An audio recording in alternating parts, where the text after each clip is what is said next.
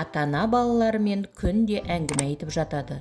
Сол әңгіменің арасында маңыздысы немесе маңызы жоғы, оның өміріне әсер ететіні немесе онша әсер етпейтіні де бар. Алайда балаңызға күнде кей сөздерді айтуды әдетке айналдырсаңыз, балаңыз байсалды, сенімді, бақытты, ештеңеден қорықпайтын болып өседі. Мен сені жақсы көремін. Әрине, бұл баршамызға белгілі, бірақ арамызда соны біле тұра, ішінде ұстап айтпайтын немесе өте сирек айтатын адамдар көп.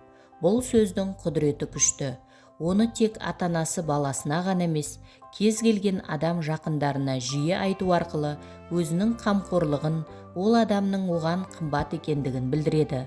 Ал балаға келсек, бұл сөзді күніне тек бір рет емес, қайта-қайта айта беріңіз. Мысалы, баланы ұйқыдан «мен сені жақсы көремін» деп оятыңыз. Баланы балабақшаға немесе мектепке шығарып салғанда, күтіп алғанда «мен сені жақсы көремін» деп айтыңыз. Осы сөзбен оны ұйықтатыңыз. Осылай бірнеше рет айту арқылы бала сіздің оны шын жақсы көретініңізге сенетін болады. Сенің бар болғаныңа қуаныштымыз. Көп жағдайда ата-ана бала оны айтпай-ақ біледі деп ойлайды. Алайда дыбыстап айтсаңыз, ол баланың жанына жағып таң қалады. Сенің барыңа қуаныштымыз, немесе дәл сендей баланы армандағанбыз деген секілді сөздерді балаға күнде айтып отыру керек. Бұл сөздерді айтқан кезде өзіңіз де шынымен бақытты екеніңізді сезінесіз. Ал бала бұл кезде осы отбасыға және өмірге кездейсоқ келмегендігіне қуанады. Бұл сөздер оған күш береді. Мұндай сөздер арқылы бала өзіне сенімді бола түседі. Әлемдегі ең керемет баласың. Қазіргі отбасыларда бала саны аз болғандықтан, ал кейбіреулерінде тіптен біреу ғана болған соң, оны еркелетіп аламыз деп көп ата-ана өз сезімдерін балаға ашық айта бермейді. Алайда қорықпаңыз, балаға сен әлемдегі ең сұлу баласың, сен әлемдегі ең керемет баласың, немесе сен әлемдегі ең мықты баласың деген сөздерді айтып тұру керек.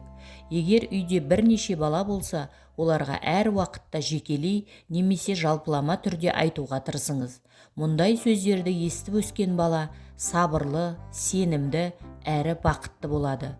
Көп жағдайда ата-ана немесе оның туыстары өздері байқамай баланы жасқаншақ етеді.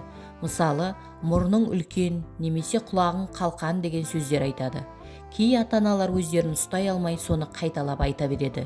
Егер қатты айтқыңыз келіп бара жатырса, керісінше оны күлдіріп, немесе ең әдемі құлақ, бәрімізден қатты еститін боласың деген секілді баланың көңіліне тимейтін бірдеңе ойлап табыңыз. Ең дарынды баласың. Бала кішкентай кезінде өзінің күші шексіз деп ойлайды. Мысалы, ғарышқа ұшып келетіндігін айтуы мүмкін. Осындай сөзді айтқанда, балаға бірден «жоқ, ол мүмкін емес», немесе «сен әлі ол үшін кішкентайсың» деген сөздер айтуға болмайды. Бала өсе келе бәрін өзі-ақ түсінеді. Бала кезінен қолдау алған ол, өскенде қандай да бір істің оның қолынан келмеуі мүмкін деген ойына да келмейді. Әр бала әр түрлі дамиды. Біреулер ерте жүрсе, басқалары ерте оқып үйренуі мүмкін. Сондықтан басқамен салыстырып, балаңыздың оны әлі істей алмайтындығын айта беруге болмайды. Каналыма тіркеліп, лайк басып, комментарий қалдыруды ұмытпаңыз.